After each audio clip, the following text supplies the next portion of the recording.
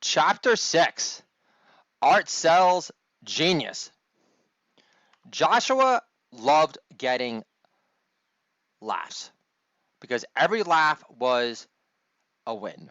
And this stay at home dad, 3 unplanned kids later for the past 9 years, could use all the wins he could get.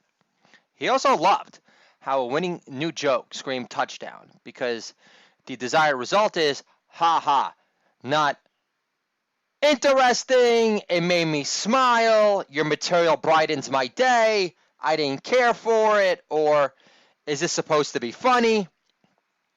Getting laughs also made Joshua feel unique because he had dedicated almost 2 decades of his life to assume mastery of his craft, maximize his funny man essence, and make the most of his powers of imagination to the best of his God-given ability.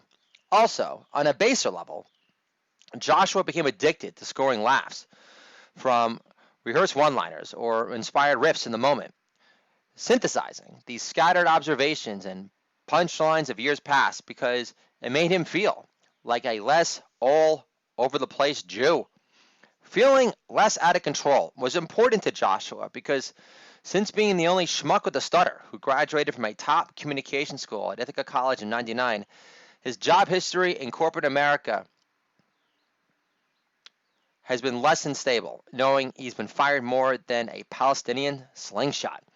Joshua overcame his stutter through cold calling through the entire Los Angeles Business Journal book of lists for 12 hours a day for 6 months straight without any supreme confidence horizon in sight.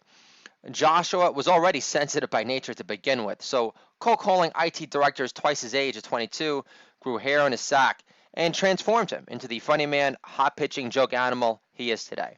The reality is, when Joshua met his future wife as a digital sales rep for CitySearch in Manhattan, on Barry Diller's balcony overlooking Central Park above Carnegie Hall, he was fearless, literally hitting on at least 3 other girls before starting a conversation with Anna, as unromantic as that sounds. Anna was just out of college, working for Barry Diller's SVP of Mergers and Acquisitions. Actually, Anna was engaged when their eyes first met, which Joshua had no clue about, till months after the fact, sending home the notion in Anna's heart real deal love was finally here to stay. Anna dropped the L-bomb first, one sweltering August night in her one-bedroom in Greenpoint on Minor Street. The best Joshua could muster in the moment was, I have very strong feelings for you, but later, Joshua took the bungee love jump heart first and told Anna he loved her too, as the walls in her old Brooklyn apartment began to pulsate with actual heart-thumping motion you'd see on a half an eighth of strong magic mushrooms in college, minus the Jim Morrison blacklight posters. Anna used to invite all of her friends to Joshua's bringer shows at various comedy clubs throughout Manhattan, like the New York Comedy Club, Broadway Comedy Club, even the Comedy Cellar, before Joshua got banned from performing there for going over his allotted time by 8 hours. For once, Joshua got off to a super strong start, doing Heather Mills material and how he didn't miss all the driving in LA, but he did miss Roadhead, especially along the Pacific Coast Highway. Once you enter Malibu, where you see a sign that says Malibu, 27 miles of scenic, ball-blistering bliss. Soon after, Joshua scored a huge crowd work-inspired laugh after pointing out a girl in the audience, stating, "Did you just call shotgun?" The crowd roared with approval and laughed even more after Joshua stated in a playful, carefree manner, "Just playing. I wasn't getting any C stairs up here." But then Joshua got into trouble once he started ignoring the light, which is a sign to wrap it up.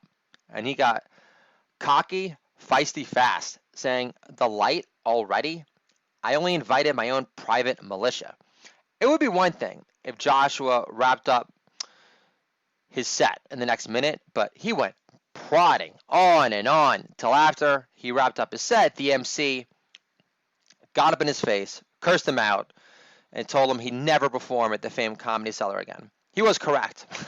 Although after Joshua got his TV writing break, writing all the TV host intros for America's Hot 100, ranking the greatest hair metal and hard rock videos on VH1 Classic, he decided to drop by the cellar and grab a drink. He ordered a wild turkey. The bartender asked Joshua, "Would you like it neat?" meaning no ice. Joshua replies, "A wild turkey neat? Who do you think I am? Nick Nolte?"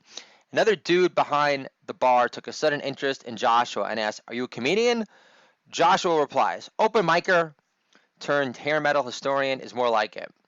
It turns out the guy behind the bar worked the door and is the guy you see greeting Louis at the start of his own show, Louis, before he enters the Comedy Cellar. He told Joshua, "The drink is on the house." All of a sudden, Joshua felt like a real comedian again because art sells, baby. Still, this was 14 years ago.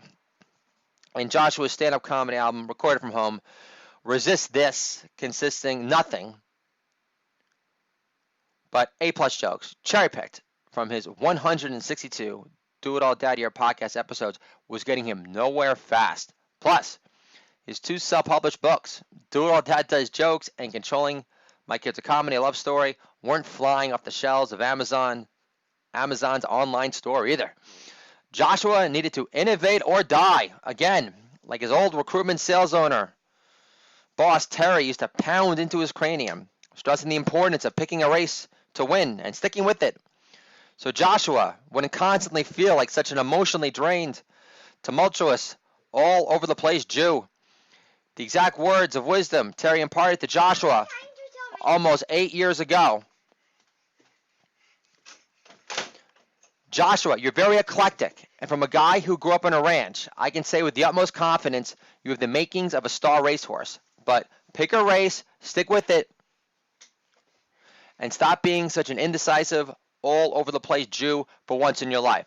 But now Joshua had experienced the freedom of being his own boss for too long and been spoiled rotten on the stay-at-home comedian podcast, host, blogger, self-published at the front, and developed the most beautifying circle of love around his 3 pitch-perfect kids who'd stroke his now gray speck beard after another all-star meal creation to be later promoted on his father-son dish review show, Better Than Booby, on YouTube.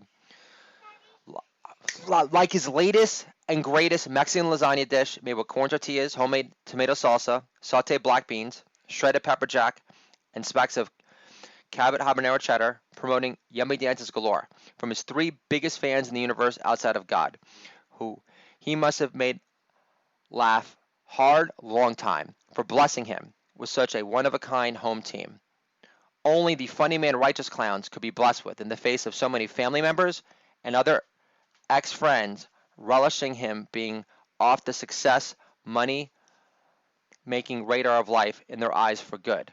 Once Joshua made a homemade pizza for his 3 kids with some roasted cherry tomatoes from their garden, with fresh-cut speck shards of scattered basil on top of the cream-filled burrata cheese, which didn't get too gooey or messy on top, inspiring his 9-year-old daughter, Beshert Agent, to ask, "Daddy, I know you still really want to be a stand-up comedian, but can you be a pizza maker in heaven instead?" Maybe there was a way where Joshua could still make his mark in the world, marrying his love of creating yummy dances, generating meals, and scoring laughs, all while creating a family business his 3 kids could be involved with. So he could become a true do-it-all dad, rising from slug to paid stud, who could take his long-awaited victory lap in his dream comedy gold Porsche SUV mobile after all.